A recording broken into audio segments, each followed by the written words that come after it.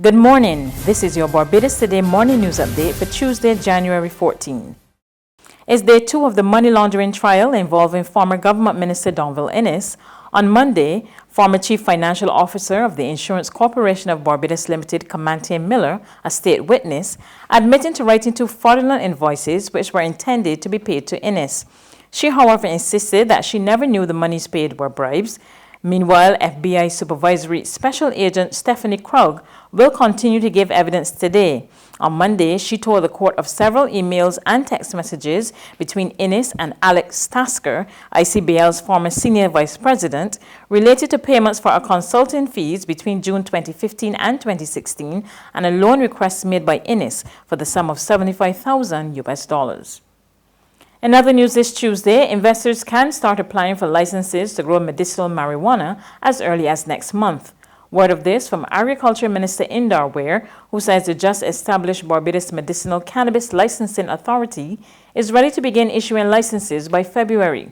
He, however, declined to disclose the cost of the various categories of licenses, making it clear that while Barbadians will not be left out of the new industry, the sector will require a heavy investment in order to get going. Several projects are on the cards to develop the maritime industry in Barbados and the rest of the Eastern Caribbean. The startup ventures were formally introduced on Monday at the United Nations House in Bridgetown during a UN Development Program Blue Economy Accelerators Lab Blue Tank session.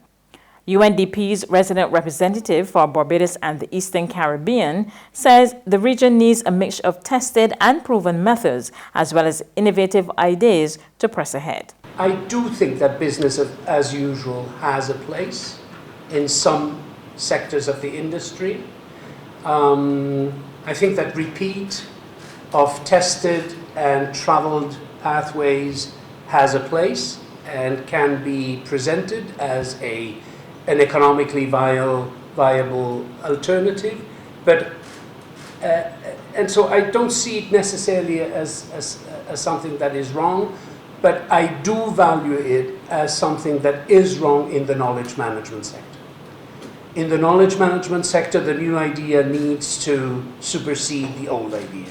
The new ways of doing things needs to somehow get rid of the old way, of the old ways that are obsolete. And that is why our Blue Lab encourages innovation and is connected to another 59 labs that are doing the same all over the world. There's regional and international news after this short break. Festive Friday at the Bridgetown Night Market at Pelican Craft Center. Kick off the weekend this Friday from 4 p.m. to midnight with loads of food, drinks, and entertainment. Get ready for Crop Over with the Rhythm Roots Street Parade. Party like it's Kadooman Day on the street around Pelican Village with costume reveler, music, and more. It's Festive Friday. It's Festive Friday at the Bridgetown Night Market at Pelican Village Center from 4 p.m. to midnight. Admission free.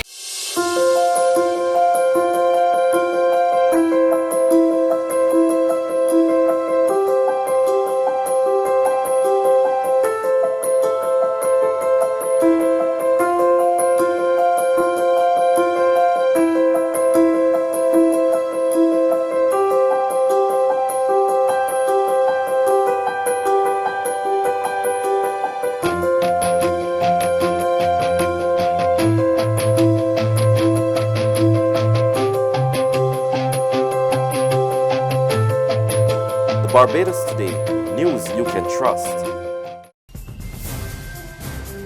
To regional happenings in Trinidad and Tobago, the Children's Authority is calling on adults to refrain from using marijuana at home, especially around children.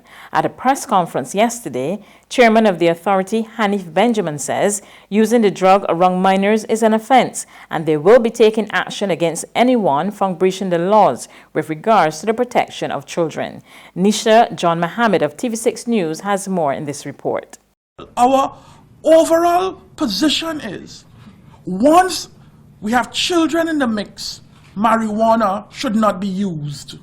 On the 23rd of December 2019, marijuana was decriminalized in the country, and one overlooked consequence, according to the Children's Authority, is its increased availability to young children.